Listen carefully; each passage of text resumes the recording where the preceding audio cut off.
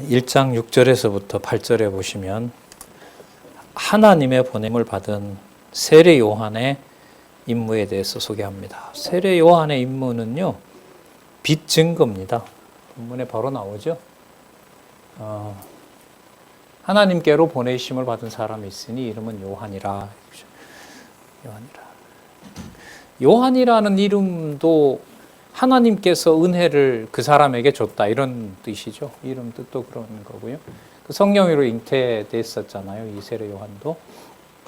그 이름을 요한이라. 저가 증거하러 왔는데 빛에 대하여 증거합니다.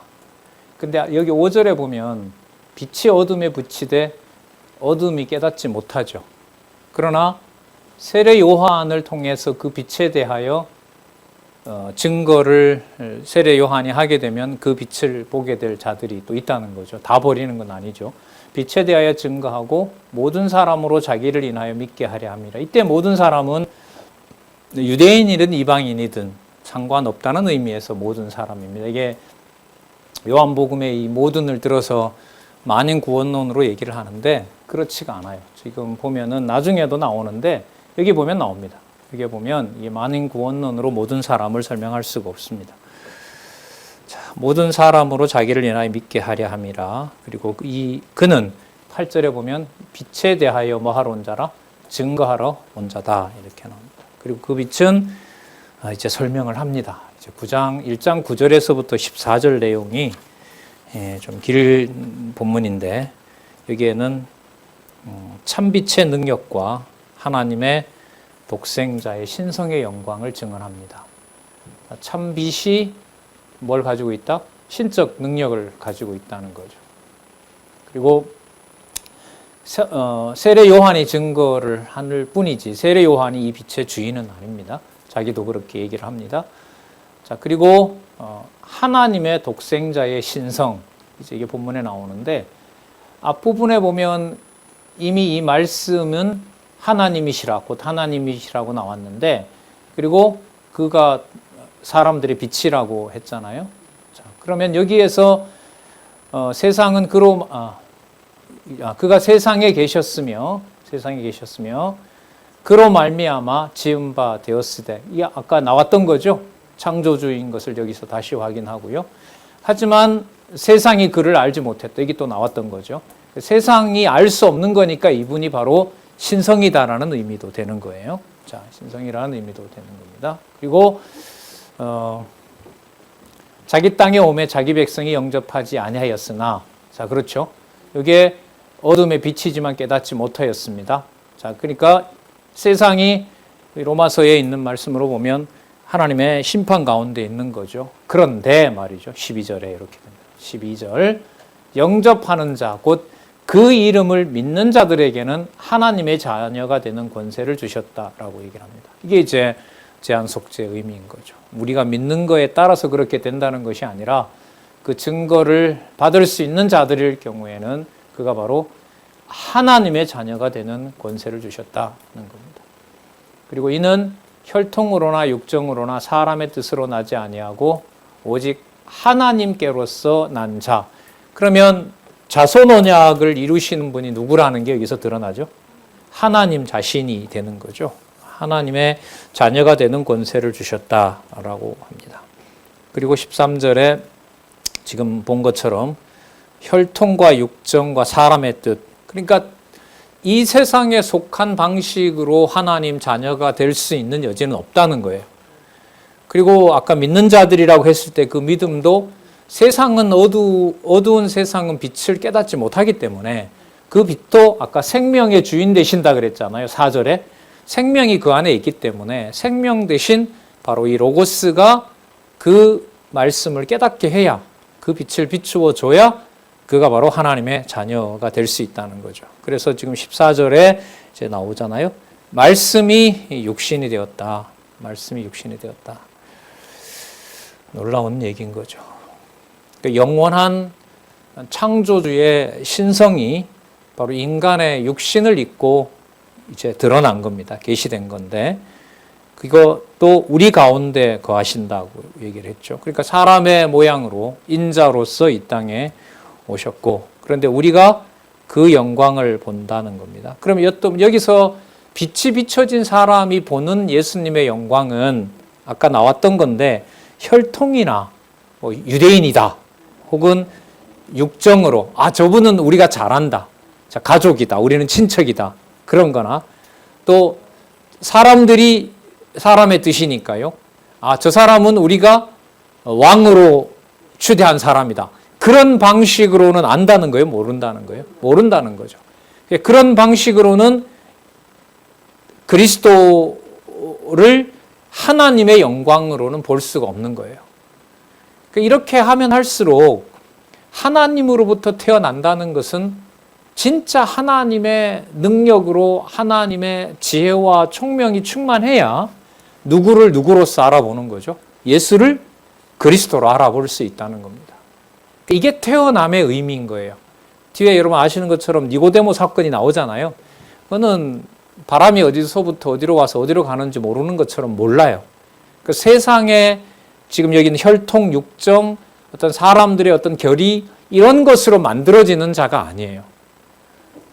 이게 여러분 바탕이 되면서 성령께서 오셔서 그럼 이걸 추상적으로 막연하게 하느냐?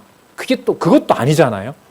예루살렘에서부터 땅끝까지 사도 바울의 글로부터 시작해서 요한계시록 전에 유다서가 있나요? 유다서 앞에 요한 1, 2, 3서에 보면 사도 요한이 그 장로 입장에서 교회 선배 입장에서 원로의 자격으로 아주 친밀한 사적 편지를 쓰잖아요.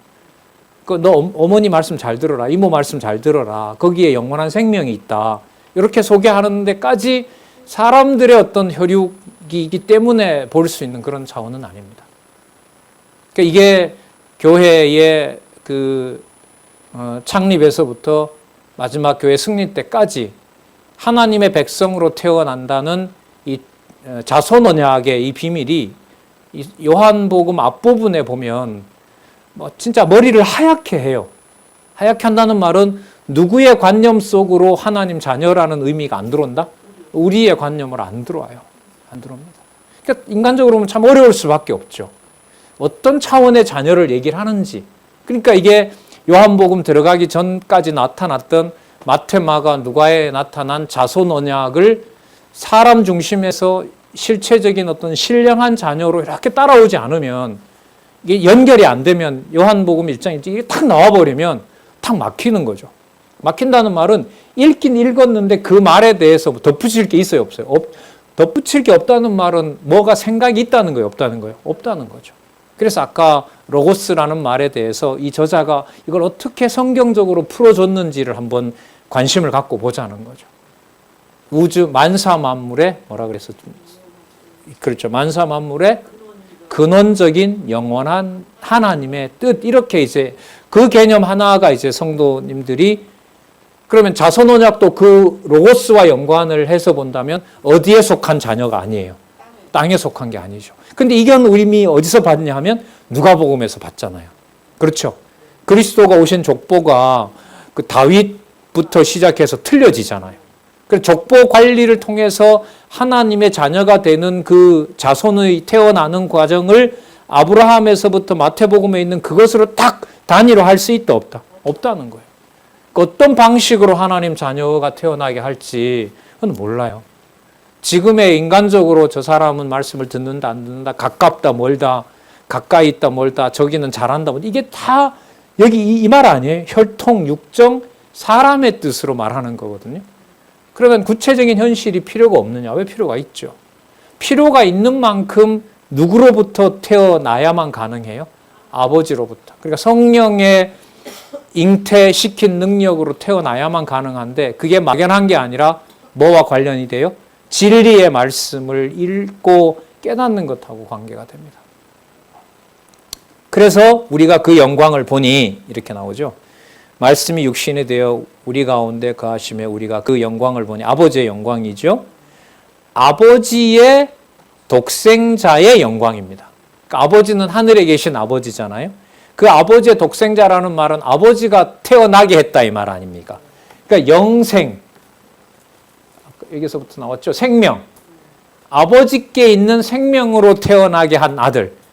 그런데 이사야 9장 6절도 쓰면은 아버지이자 동시에 누구인 하나님이신 바로 그 독생자의 영광. 그러면 아버지의 독생자의 영광이라고 한다면은요, 아버지다 독생자다라는 게 구분이 된다는 걸까요? 안 된다는 걸까요? 그럼 다시 어디로 돌아가죠? 이 말씀이 하나님과 함께 계셨으니 이 말씀은 곧 하나님이시다. 이게 되는 겁니다. 그러면 성도님들이 하나님으로부터 태어난 자녀라면 사람의 혈통이나 육정이나 사람들끼리 자 오늘 자네하고 내하고 이 형제 맺자 이런 방식으로는 설명이 될까요? 안 될까요? 안 돼요. 여러분 이 자녀들을 성령께서 오셔서 골라내기 시작합니다. 어디에서부터요? 예루살렘에서부터.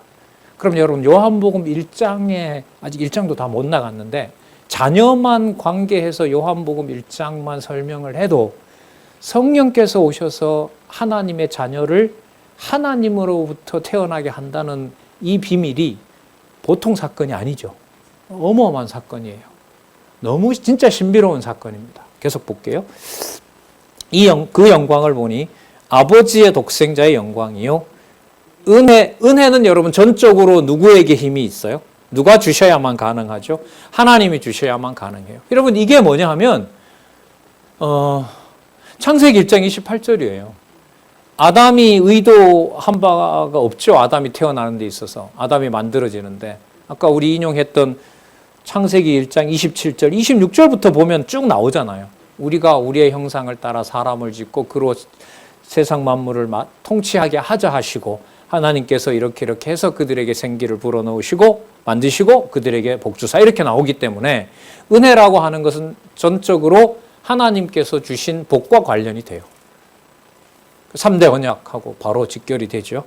그리고 그렇게 태어난 자녀를 혈통이나 육정으로 관리가 돼요? 안 돼요? 안 돼요. 그럼 뭘로 길러야 돼요?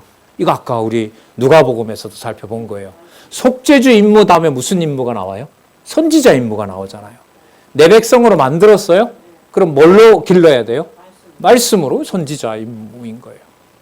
그리고 부활하시고 난 다음에도 성령이 와서 될 일을 미리 그리스도가 보여주시죠. 뭐 하셨어요? 성경 강론. 맞죠? 그러면 은혜를 받은 하나님의 자녀인 것을 알려면 진리 안에 거해야 되는 거죠. 진리의 말씀을 먹어야 될 거 아닙니까? 그게 바로 은혜와 진리가 뭐 하더라? 그리스도 안에 충만하더라.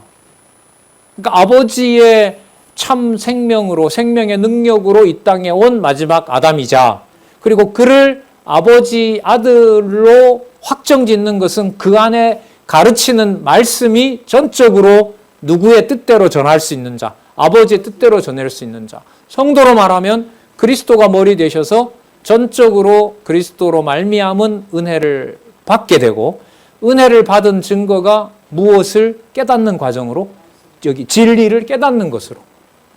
그래서 여러분 은혜와 진리는 자 이해가 되시나 모르겠습니다. 은혜와 진리는 3대 언약을 실체적으로 이루시는 것이다. 3대 언약을 영적으로 이루는 것이다. 맞죠? 자, 3대 언약은 은혜잖아요. 자녀 주시겠다는 게 하나님의 약속대로 된 거잖아요. 그럼 은혜예요? 뭘로 길러요? 만나로? 세상의 음식으로? 아니잖아요. 무엇으로? 진리로 기를 거 아닙니까?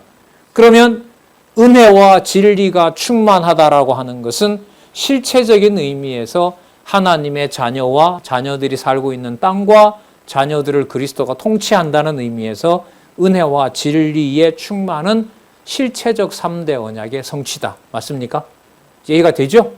3대 언약, 복, 하나님의 은혜. 기르는 거 무엇으로? 진리로. 맞죠? 만나가 아니잖아요, 이건. 하늘에서 내려온 만나보다가 더 귀한 생명이잖아요. 그죠? 생명. 자, 영접하는 자 나왔죠, 아까?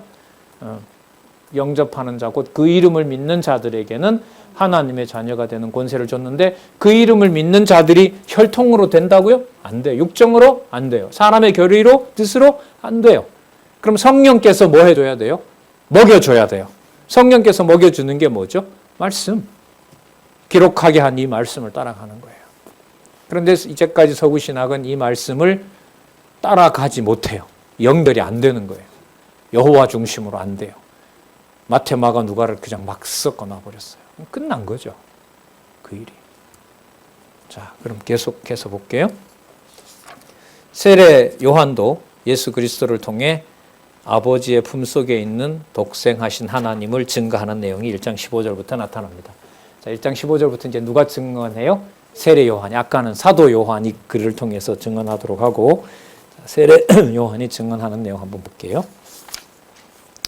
자, 요한이 그에 대하여, 그가 누굴까요? 로고스, 말씀. 요한이 로고스에 대하여 증거하여 외쳐가로되 내가 전에 말하기를 내 뒤에 오시는 이가 나보다 앞선 것은, 여러분 누가 먼저 태어났죠? 6개월 앞서서 세례 요한이 태어났잖아요. 그런데 뭐라고 증거해요? 나보다 앞선 거. 그럼 이거 몇 장 몇 절하고 관계되죠? 1장 1절. 태초에 뭐가 계시니라? 그렇죠. 그럼 창세 전에 있었다는 거 아니에요. 그러면 나보다 앞선 것은 지금 계속 이게 1장 1절에서부터 뭐 되는 거죠? 연장되고 있는 거죠. 그리고 그 사이에 아까 조금 전에 읽었었잖아요. 무엇과 무엇이 충만할 때 실체적인 언약이 이루어진 것이다. 은혜와 그 하나님이 주신 복을 하나님이 채워줘요. 뭘로? 진리로. 그래서 디모데 후서 가면 나오죠. 교회는 뭐라고요? 하나님의 진리의 기둥과 터라. 딱 분명하게 나오죠. 그리고 미리 말씀드리면 요한복음 14장 15장에 가면 그리스도가 이제 십자가에 달리는 과정으로 아버지께 가기 전에 14장 15장에 가서 확정해 주는 내용이 있죠. 바로 성령을 보내시겠다는 내용이 이제 거기에 가면 나옵니다. 가실 때. 자, 거기 가서 살펴보고요. 자, 우리가 16절 볼게요. 앞선 것은 나보다 먼저 계심이라 한 것이 이 사람을 가리킴이라. 이 사람이라고 하지만 사람이 인자잖아. 인자지만 아보다 앞서 있기 때문에 이는 본성이 뭐가 돼요? 신성이 되는 거죠. 이 신비로움을 어떻게 설명을 하겠습니까? 말씀을 따라가는 것도 좋은데 말씀을 따라가는 이 증거가 하나님에게 속한 하나님 나라의 통치를 받는 증거가 된다? 참 신비로운 일이죠. 우리가 다 그의 충만한 데서 받으니 은혜 위에 은혜를 하자. 이거 설명 좀 볼까요? 7625에 보시면 7625에 보시면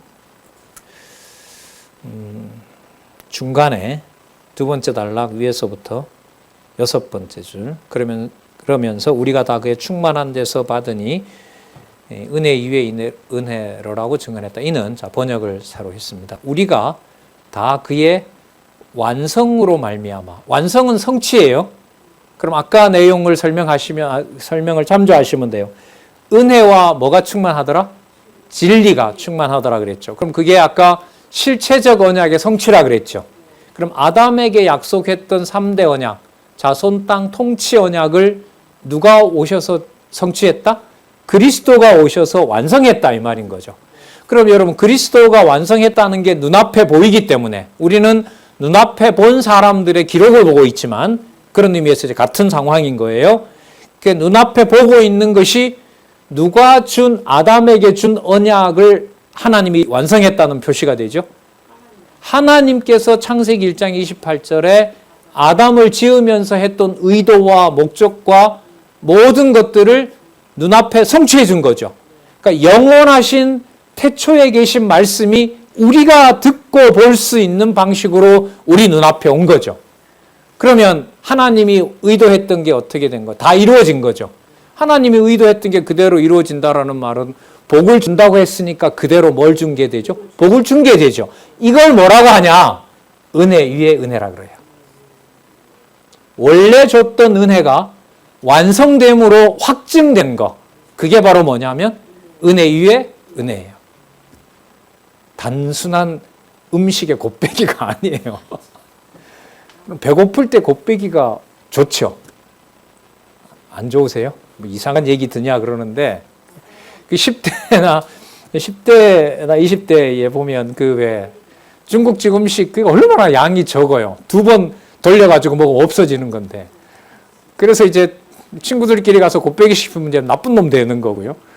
그 어떤 욕구도 여러분 그렇게 식욕을 해주는데 수천 년 동안 준비하고 창세기부터 말라기까지 계속 수많은 선지자들을 통해서 이야기하고 보여주고 끊이지 않고 보여주고 망할 때도 보여주고 성전 탈 때도 보내주고 붙잡혀 갔을 때도 보내주고 여호와가 약속을 이룬다고 그렇게 알려줬는데 끊지도 않은 것도 은혜인데 그 약속을 없애주는 것도 인간의 하는 짓으로 보면 끝내도 좋은데 돌아와서 아무것도 할 수 없는 상황이고 모든 유대인들의 지도자들은 다 예수를 버리는데 그게 뭐라고 우리가 뭐라고 우리 눈앞에 그리스도가 아담에게 약속했던 것을 눈앞에 뭐예요? 이루어져 버렸어요.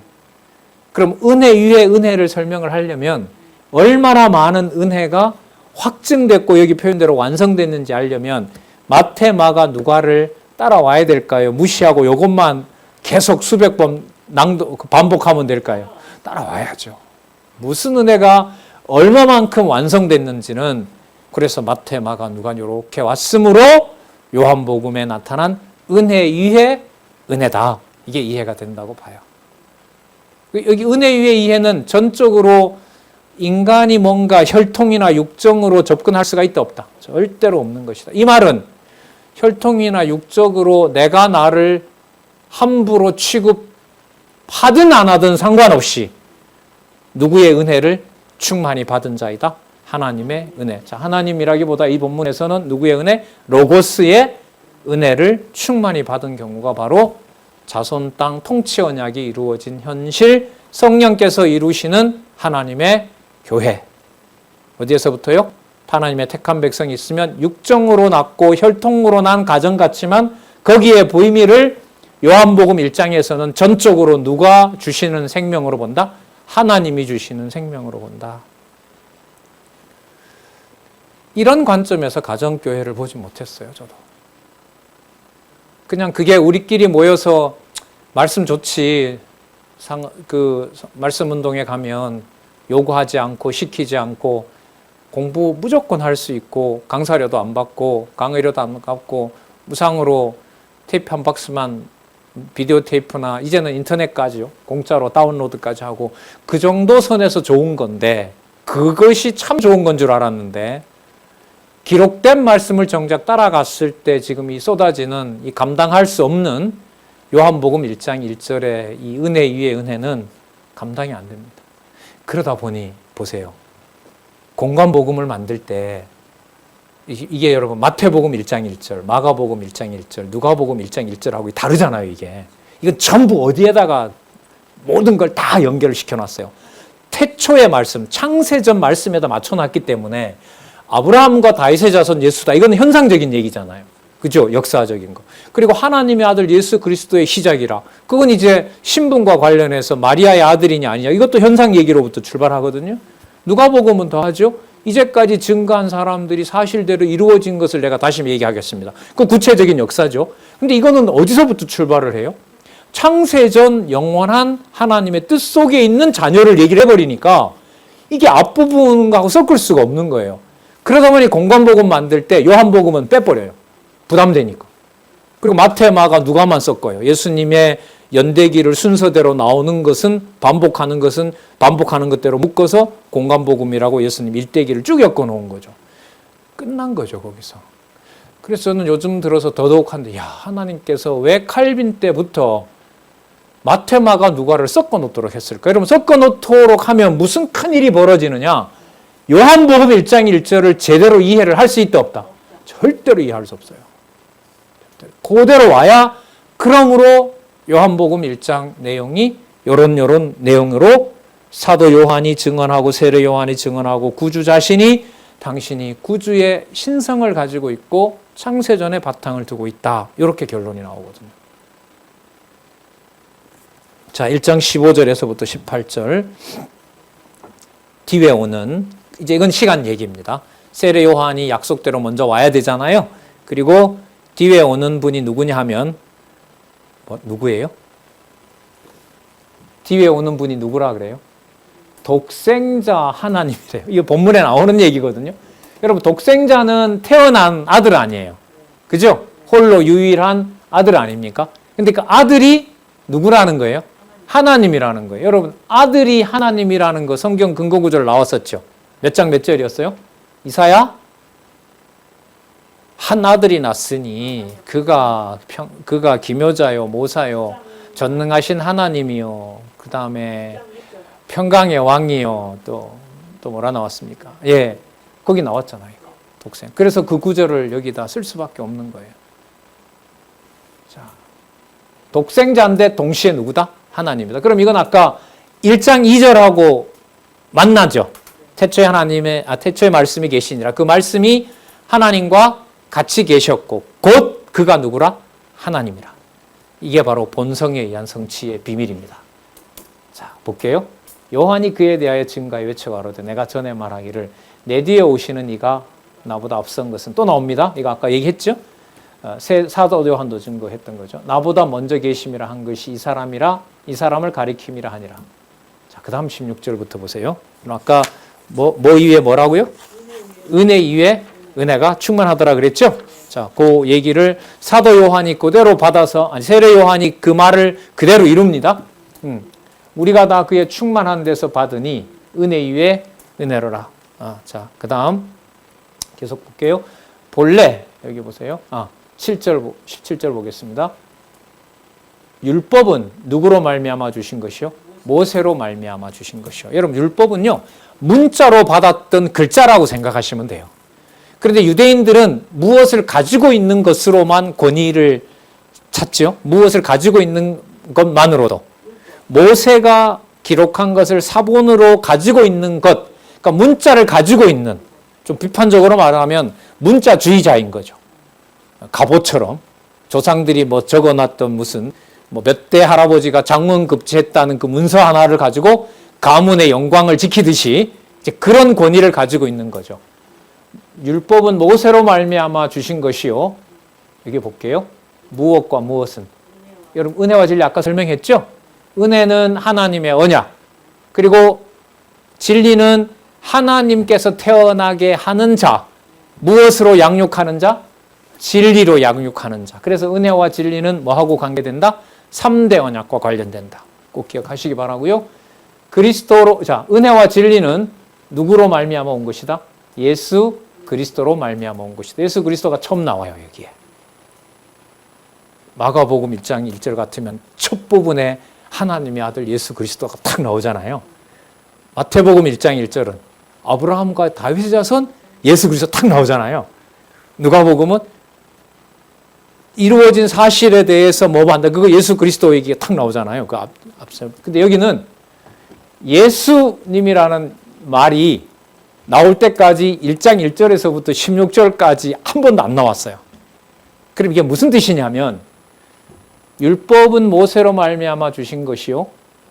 은혜와 진리는, 그 율법은 모세로 말미암아 줬다는 것은 가지고 있는 그 문서, 그걸 의문의 법이라고 보시면 돼요.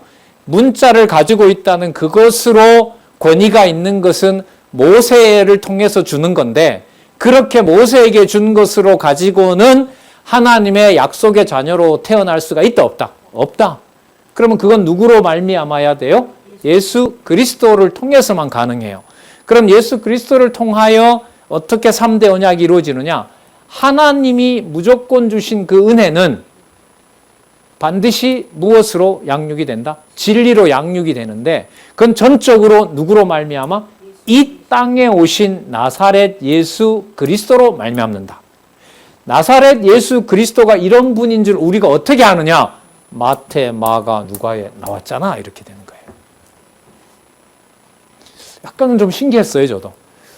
이 예수 그리스도를 말할 때까지 이렇게 지금 어디에서부터 쭉 내려왔어요? 여러분, 언약과 성취 섭리도로 보면 이 예수 그리스도가 나올 때까지 큰 그림 먼저 그렸죠. 설명을 한번 해볼게요. 영원적 언약 성취에서 언제 말씀이 계시니라? 태초에 말씀이 계시니라 했죠. 어느 그림이에요? 제일 바깥 그림이잖아요. 자, 아까 이사야 내용 드렸었죠? 이사야의 구약에 기록되어 있는 모형 언약에서는 그가 이미 뭐로 소개됐어요? 기묘자, 모사, 하나님의 아들이지만 영존하시는 아버지고 평강의 왕이고 또 그런 하나님이다, 아버지다, 이런 표현이 됐었잖아요. 그래서 그 구약에 있는 동그라미 그렸잖아요. 자, 그리고 그 동그라미 그린 그 내용이 이제 신약에서 이루어지잖아요. 그래서 지금 바깥에 있는 그림에서 계속 좁혀오면서 저 십자가 있는 부분 누구까지 온 거예요? 예수라는 이름까지 온 거죠. 그래서 1장 1절에서부터 16절까지 과정은 뭐냐면 성경 신학에서 볼 때는 여호와의 언약과 성취 섭리도를 바깥에서부터 안으로 그려오는 과정이에요. 마태마가 누가는 이런 면에서 안쪽에서부터 안쪽에 저 큰 그림 두 개 있죠. 구약과 신약이라는 그림. 보이세요? 권사님들은 여기 보셔도 되고요. 이쪽에 있는 분들은 자, 저 안쪽에 있는 동그라미 두 개 평행을 이루고 있는 거 구약과 신약. 저 동그라미를 그리면서 마태마가 누가까지는 바깥으로 넘어가서 어디를 그린 거라면 여기까지 간 거라면 그러니까 마태마가 누가가 요걸 그리고 누가복음은 여기서부터 여기까지 족보 관리를 내가 한다고 해서 어디에 가깝게 만들었다면 영원전에 가깝게 만들어 놓고 요한복음으로 가서는 그러니까 여기서부터 이런 분이셨어요. 자, 로고스셨습니다. 자, 바로 그분이 창조하셨습니다. 창조하셨기 때문에 그가 뭐가 됩니다? 심판주가 됩니다. 그분이 구약에 언약했던 대로 그분은 이미 하나님이셨습니다. 아버지셨습니다. 아버지와 아들의 차이가 없습니다. 그걸 이루시는 분이 이 땅에 오신 겁니다. 이게 1장 10 몇 절부터예요? 7절에 가서 누구의 이름이 나와요? 예수 그리스도로 말미암는다 이렇게 나와요. 그래서 이게 너무 구체적인 질문인지는 모르겠어요. 왜 예수 그리스도라는 이름이 요한복음에서는 한참 후가 되는 1장 17절에 예수라는 이름이 처음 나올까요? 라고 묻는다면 마태마가 누가복음 때문에 그렇죠. 그게 무슨 말씀이에요? 창세전으로 올라가기 위한 과정을 역사적 사실을 통해서 이루어진 것으로 창조와 심판 얘기를 하려고. 그리고 이 원천이 어디에 속한다? 창세전 영원한 로고스에 속한다는 것을 보여주기 때문에. 그럼 여러분 구절로 들어가서 살펴볼 때도 구약의 구체적 구절로 들어가건 구약의 구체적인 구절로 들어가건 신약의 구체적인 구절로 들어가건 지금 요한복음의 이 내용대로라면 어느 것이든 전부 붙으면서 창조와 심판이 연결되면서 어디까지 간다? 영원적 언약 성취, 영원 천국으로 간 자손 땅 통치 언약을 말하고 있는 것이 바로 요한복음의 본성에 의한 성취라고 보면 됩니다. 공부 많이 하시지 마세요. 머리가 터져요. 나쁜 의미에서 그런 게 아니라 가슴이 터집니다. 신학을 좀 이렇게 신학 공부를 좀 하고 무슨 상사성사 공부를 좀 했다는 저도 정신이 바로 들면 이걸 어떻게 감당하지? 어떻게 이런 게 가능할까? 제가 이걸 여쭤봤나? 이 도표가 여담입니다. 1994년 성경 개론에 이 그림이 처음 나와요. 그러니까 성경 개론이 몇 년에 나왔냐면 제1권이 1987년에 나왔거든요. 87년부터 94년이 되려면 몇 년이 지나야 되죠? 7년이죠. 7년. 그래서 그게 개정판이 이제 1994년에 나오는데 그 7년 동안에 여러분 이제 엄청난 이제 그때 테이프 강론이 창세기부터 계시록까지 다 될 무렵이에요. 94년대. 90년도 중반이면 이게 비디오 세대로 넘어가거든요. 그 다음에 인터넷으로 넘어가는데 무슨 말씀 드리려고 하냐면 제가 그때 지방에서 공부하고 있을 텐데 대학원 막 들어갔을 텐데 이 그림이 94년도 그 개론의 구약이 끝나고 신약으로 넘어가는 사이에 이 그림이 있었거든요. 지금 성경 개론은 이 그림이 제일 앞에 나오죠. 이게 의도가 있는 거예요. 어쨌든 그래서 이제 이 도표를 언약과 성취 섭리도를 펴놓고 이제 그때 식당에 책을 가져가서 제가 말도 안 되는 질문을 그때 한 기억이 납니다. 이 그림 몇 장 몇 절에 근거합니까? 제가 이래 물었죠. 얼마나 기가 막혔겠어요. 좀 들었다고 이것이 이놈이 쳐다보시고 하는 말이 공부나 좀 더 하지 그렇게 하시더라고요. 그러니까 그 말이 뭐냐 하면 이게 결국은요 그 말에 이제 답도 얻은 경우인데 이게 성경 몇 장 몇 절이 아니라 뭘 봐야 들어오는 거다? 전체를 봐야 들어오는 거다. 여호와 계시 관점에서. 그때는 뭐 그런 말이 아직은 없었습니다만은.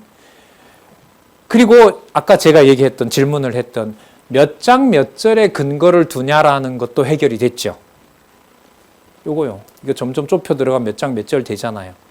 몇 장 몇 절에 근거를 뒀습니까? 라고 만약에 제가 그때 드렸던 질문을 지금 대답한다면 몇 장 몇 절에 근거를 둡니다. 그런데 몇 장 몇 절은 뭐와 관계됩니다? 성경 전체와 연관이 됩니다. 그럼 맞잖아요. 우리가 공부해가는 방식이. 전체 구조도 잡으면서 올라가면서 성경 구절 본문을 무시합니까? 더 잘 따라갑니까?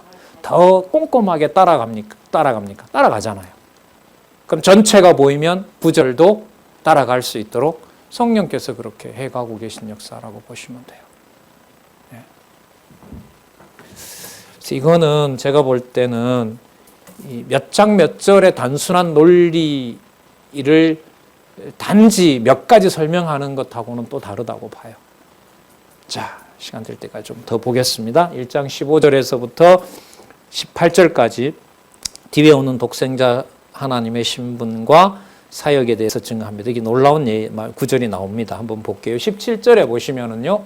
율법은 모세로 말미암아 주신 것이요. 율법으로 말미암는 것은 은혜와 진리를 확증할 수가 없어요. 왜? 여러분 모세 율법을 받은 건 우리는 받았어요? 안 받았어요? 안 받았죠. 그럼 그거는 혈통과 육정으로 누구에게? 이스라엘 백성에게만 해당되는 거예요. 그리고 또 하나는 이스라엘 백성이 정작 메시아가 오면 모세를 통해서 받았던 방식으로 혈통과 육정을 관리하는 법으로는 소용이 돼요? 안 돼요? 안 되는 거예요. 그럼 누가 적용하는 법을 따라야 돼요? 여기 나오잖아요. 누구로 말미암아야 돼요? 예수 그리스도로 말미암아야 되거든요. 그러니까 모세가 받은 방식으로 그렇게 교육하던 방식으로는 따라가면 안 되는 거예요. 하나님 자녀가 될 수가 없어요. 깨달을 수가 없어요. 그러면 은혜와 진리, 아까 은혜라고 얘기를 했었죠. 은혜는 무엇인지 하나님께서 언약하신 약속, 하나님께서 주시고자 공짜로 주시고자 했던 언약, 그 언약을 누가 이루신다? 하나님이 이루세요. 무엇으로? 깨닫게 하는 진리로. 자, 그러면 예수 그리스도로 말미암아 온 것이라. 그럼 이때 예수 그리스도의 실체는 뭐냐? 마태, 마가, 누가. 이므로 그 예수는 1장 1절로 뭐로 연결된다? 태초에 계신 하나님의 영원하신 뜻, 그리고 하나님의 아들. 이게 신비하게 연합이 되는 거고요. 자, 그럼 보겠습니다. 여러분, 저와 여러분은 예수님을 본 적이 있어요, 없어요? 예수님을 유대인처럼 봤다 하더라도 눈을 뜨고 보기 때문에 예수님을 창세전 영원하신 하나님으로 알까요, 모를까요? 몰라요. 몰라요. 만나를 먹어야 살 수 있는 것처럼 만나와 비교할 수 없는 빛을 비춰줘야, 그 빛으로 비춰줘야 누가 보여요? 그리스도가 보이는 거죠. 자, 그리고 한번 읽어보겠습니다. 본래 하나님을 본 사람이 없으되.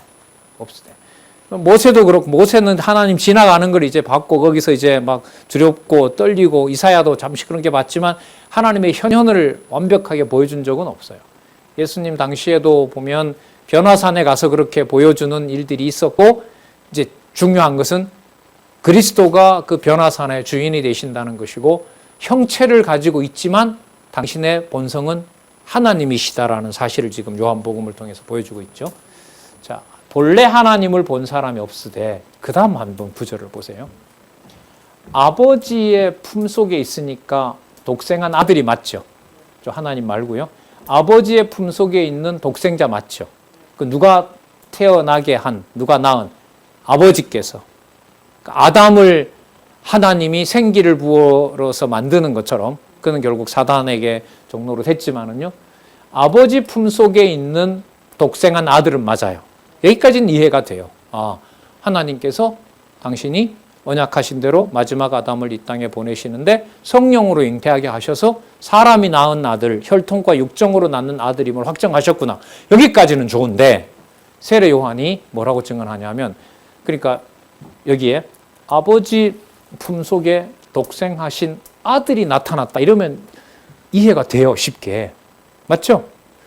하나님이 자기의 품속에 독생하게 한 게 하나님 아들이잖아요. 그러니까 아들이 나타났다 이러면 되는데 누구라고 해버려요? 아버지 품속에 있는 독생하신 하나님이라는 거예요. 그럼 독생하신 것은 아들이 아니라 독생하신 누구라는 거예요? 하나님이라는 거죠. 그러니까 이 하나님과 아버지가 아들하고 구분이 안 돼요, 이 표현이. 무슨 말씀인지 아시겠죠? 독생하면 아들이어야죠, 혼자 태어나면. 그런데 그 독생한 아들을 뭐라고 불러요? 하나님이라고 불러요. 1장 14절 한번 본문을 한번 보고 이것 또 볼게요. 1장 14절. 말씀이 육신이 되어 우리 가운데 거하시니 우리가 그의 영광을 보니 누구라고 그래요? 여기서는 아버지의 독생자라고 딱 끝내잖아요. 여기서는 아버지 독생자 예수 그리스도였잖아요. 그런데 1장 18절에 와서 세례 요한은 눈앞에 보는 그 예수 그리스도를 누구를 본 것으로 말해요? 독생하신 하나님으로 보는 거죠. 그러면 제목으로 가까워지죠. 본성이 뭐다? 신성이다. 그래서 요한복음 1장 1절에서부터 사도행전 1장 11절까지 제목이 뭐라고요? 본성에 의한 예수가 그리스도이심을 성취하는 내용. 이렇게 되는 겁니다. 성경의 어려운 이 신비로운 구절들은요, 성경을 따라오면서 공부하는 것 외에는 현재까지 제가 확인한 바로는 없어요. 진짜 이 구절에 대한 진짜 궁금함이 생기면 이 구절을 항상 생각하면서 다른 구절을 읽는 거죠. 왜? 성경의 답은 성경에서 찾는다는 게 오래된 방법이고, 지금 성경 강론집에서도 보면 저자가 어떤 신학자들의 근거를 듭니까? 성경을 가지고 합니까? 그렇죠. 부분에서 혹은 전체에서. 하지만 출발은 연역적으로. 맞죠? 저자가 강조한 연역적으로. 어디에서부터? 영원한 언약 성취, 영원적 언약 성취에서부터 좁히고 현실까지. 하지만 실체인 것으로 내려오는 그 과정을 통해서 살펴볼 수 있습니다. 자, 우리 이렇게 설명을 드리고요. 주석을 한번 봅시다. 어떻게 풀어놨는지. 자, 7625에 보시면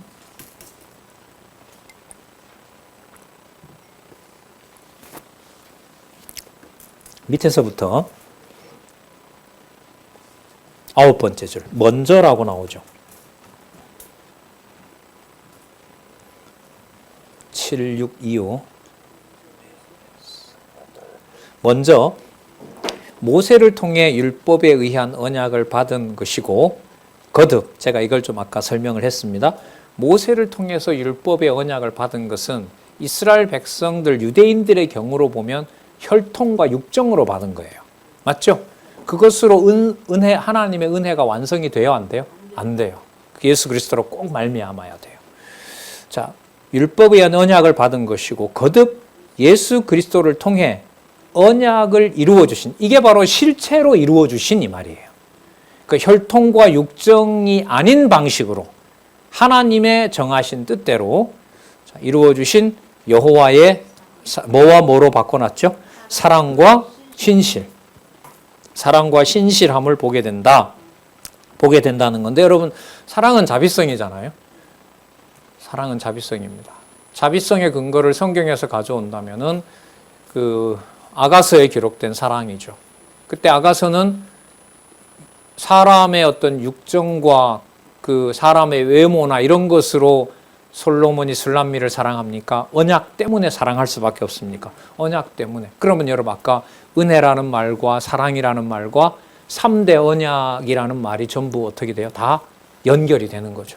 무슨 말인지 아시겠죠? 자, 그러니까 이 사랑이라고 하는 것을 하나님의 이제 아가페인데, 구약의 언약한 바로 본다면 이게 바로 자비성이라고 할 수 있죠. 자비성의 본문에 충실한다면 술람미가 솔로몬의 사랑을 받고, 술람미가 솔로몬에게 사랑을 확증받는 요구는 너가 내 조건 없이 나와 뭐 했다? 혼인 가약을 맺지 않았느냐. 그래서 내가 군인들한테 성폭행을 당해도 너 날 버리면 안 된다. 못 버린다, 너. 그리고 거기에 이제 솔로몬이 같이 화합을 하잖아요. 자, 거기에 근거한 것이고요. 신실함은 너무나 당연하죠. 조건 없이 사랑의 언약을 맺은 거기 때문에 조건 없이 끝까지 사랑해 줘야 돼요. 그 신실하심은 이런 거라고 볼 수 있겠죠. 만나를 40년 동안 주시겠다고 했는데 하루 주고 하는 행동을 보니까 마음에 안 드니까 안 줘버려요. 그러면 어떤 분이 아니에요? 신실하신 분이 아니죠.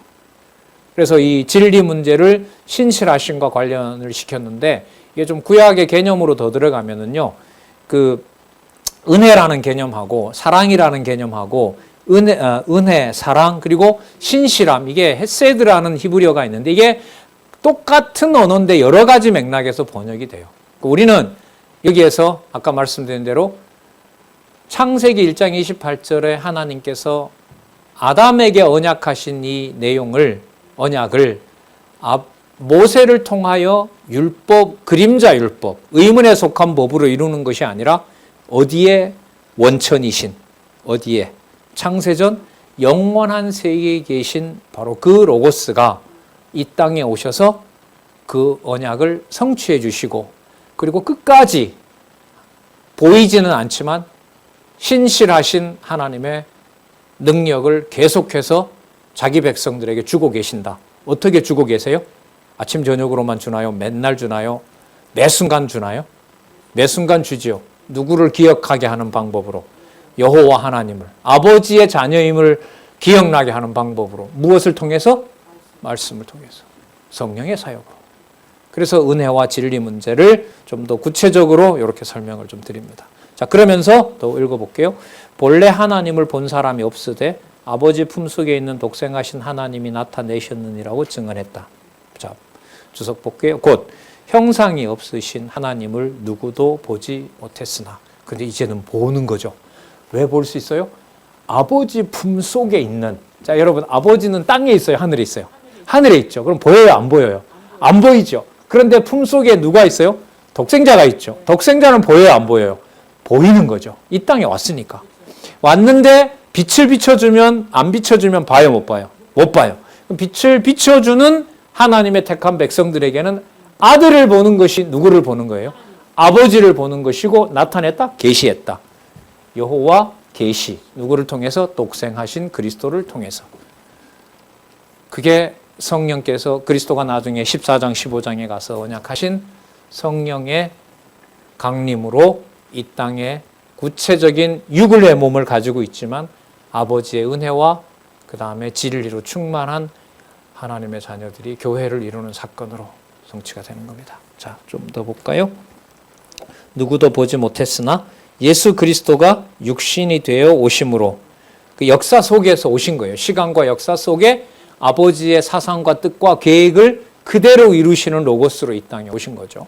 자, 그 존재의 확실함을 보여주셨다는 뜻으로 증언한 것이다. 자, 이렇게 예수께서는 구약의 언약을 성취하러 오신 그리스도이시다는 사실을 증거합니다.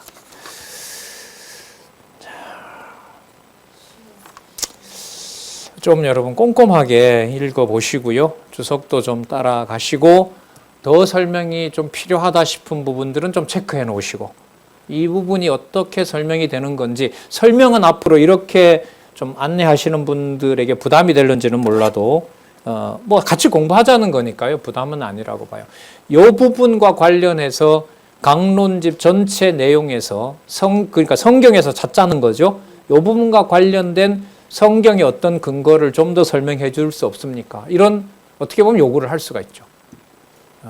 아니면 반대로 말하면 같이 공부하는 차원에서 제일 좋은 것은, 제가 생각하기에는 은혜와 진리가 충만하더라, 혹은 은혜 위에 은혜더라, 그게 실체적 언약인 이유는요, 제가 생각하기에는 예를 들면 자손 언약 성취 섭리에서 섭리를 통한 언약에 보면은요, 설명 방식을 말하는 거예요.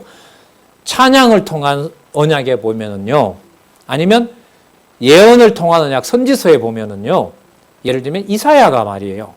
66장에 가면 이런 방식으로 제사 이렇게 설명을 했어요. 그 부분이 은혜 위에 은혜라는 것하고 관계가 저는 된다고 보는데 어떻게 생각하세요? 이렇게 공부가 되면 같이 공부하는 일이 이루어지는 거죠. 그러니까 이걸 좀 더 설명해 주세요. 이건 저자에게도 그렇게 얘기할 수 있죠. 맞죠? 예, 제가 7월 방학이 될 무렵에 이제 세 번째 단락 공부한 것으로 저자한테는 말씀드렸어요. 온라인으로, 줌으로 질문을 좀 받던가, 이제 저도 좀 질문도 좀 하고 해서 부탁을 드려놨는데, 이제 그런 식으로 확인을 해 갈 때, 아까 말씀드린 대로, 제가 볼 때는 예언을 통한 언약에서 에스겔이 본 환상으로 이런 영원한 천국에 대해서 설명하고 있는데, 그 부분을 지금 은혜 위에 은혜라고 하늘에서 정한 것을 땅에서 이루는, 예를 들면 그리스도가 하신 기도하고 바로 이게 연결이 된다고 보는데, 제가 그렇게 생각하는 거 어떻게 생각하세요? 이렇게 되면 이가 그야말로 요즘 말하는 세미나 공부가 되는 겁니다. 근데 여러분, 이게 오늘도 보셨던 것처럼 본문 하나 개념을 가지고 제가 오늘은 어떻게 보면 어쩔 수가 없어요. 이 개념을 조금이라도 좀 설명을 하고 싶고 이제 같이 공부를 해나가고 싶다는 의미에서 그렇게 말씀드렸기 때문에, 그런 방식으로 공부하는 이제 분위기가 되면은 참 좋겠다, 이런 생각이 듭니다. 부분의 문제는 전체가 해결이 되어야 가능하다는 거. 그죠? 그리고 성경 기록도 한 문장 속에 뭘 다 담는다? 창조부터 심판까지. 하나님의 영원한 존재도 담는다. 하지만 그게 본문이 끊어지면서 되는 것은 절대로 아니다. 지금 여기에 와 있어요, 저희들이. 여기에 지금 충실하게 따라가도록 하나님께서 좀 지혜와 총명을 충만하게 해주셨으면 좋겠어요. 기도하겠습니다. 하나님 아버지, 감사합니다. 기록하신 진리의 말씀을 이렇게 아름답게 번역하게 하시고, 또 기록한 말씀으로 성경 신학이라는 너무나 놀라운 세기의 사건을 이 땅에 보내주셨습니다. 가까이에서 이 사건을 직면할 수 있게 해주셨습니다. 간절히 원하옵나이다. 깨닫게 하신 진리의 말씀 순수하게 때묻지 않게 오직 하나님의 계시 본래 의도를 지키고 전하는 일에 매진할 수 있도록 모든 동역자들과 모든 지체들에게 지혜와 총명을 허락해 주시옵소서. 간절히 원하옵나이다. 예수님의 이름으로 기도드렸습니다. 아멘.